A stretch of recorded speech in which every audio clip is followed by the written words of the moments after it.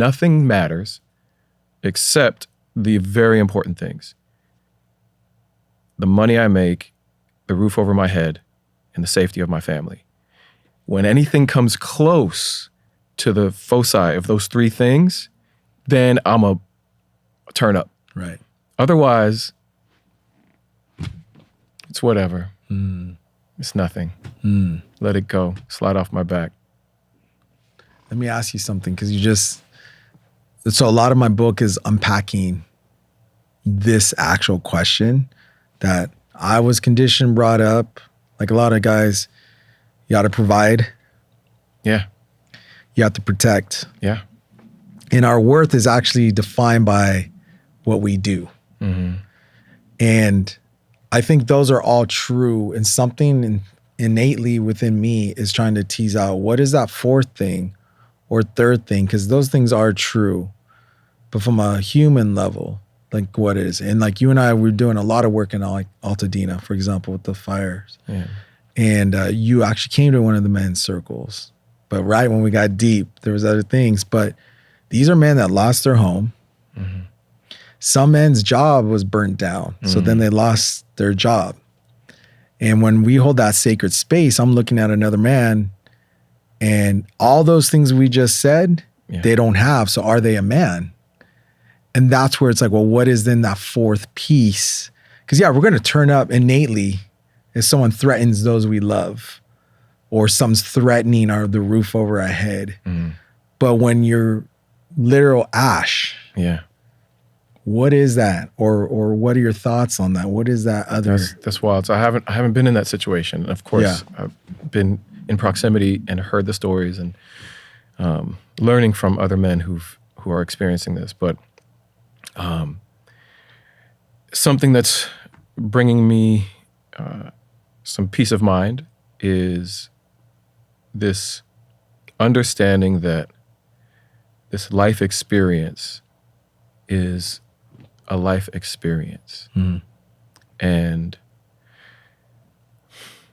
to then reduce even the things that I'm holding as important to absurdity is hard for me. But in the presence of these folks who have no option, Right. what I glean is your health and life and love are the only things left that actually matter. So can you preserve the love, and can you preserve your health, your life? Those are the things that that ultimately are really grounding me at this moment. My dad passed away last year, and prior to his passing, he had had a heart attack 3 years prior. That heart attack had him in the hospital with a quadruple bypass. That heart attack also coincided with a near-death experience. My dad told me that he floated above his body. He looked down. He saw himself lying lifeless. He saw the light. He went toward the light. He heard a voice, and the voice said, "It's not your time." And he came back.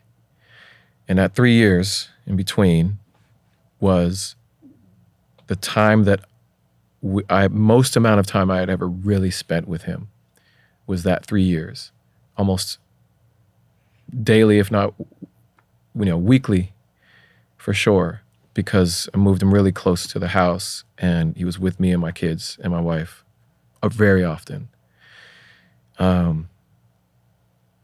And it really was the eye-opening experience of love and health. Love and health. And since then, I've been diving really deep, almost on an addictive level of listening to other people's near-death experiences. And that's all they say. In conclusion, love is the answer. Were there things during those 3 years? I'm assuming there was a lot of unspoken things that were spoken. Oh, too much. And I don't know that we resolved everything. Yeah. I mean, but I'm glad that we had as much dialogue and as much time as we could have. conversations we've been having is this thing about our fathers in particular. And other men have said, oh, I started talking to my dad because he started to get old and frail. Mm-hmm. What is it within us that it takes a near-death experience for us to finally communicate with our fathers? Why do you think that is? Man, our fathers are invincible, right? Growing up, your father's the person who can do anything and manage any situation. And when they become dependent, it's really eye-opening, and you recognize the tables have turned and now you're in that position. But it also then, for me, it makes me project further into the future. I'm like, oh, wow. One day I'm going to be in this position and my son is going to be in my position. You know, what is the material of that future relationship, and how can I be sure that it's the kind of relationship I want? How are you doing things differently with your kids than given that, what you just said? Man, I mean, it's down to the point where it's like mistakes are not failures.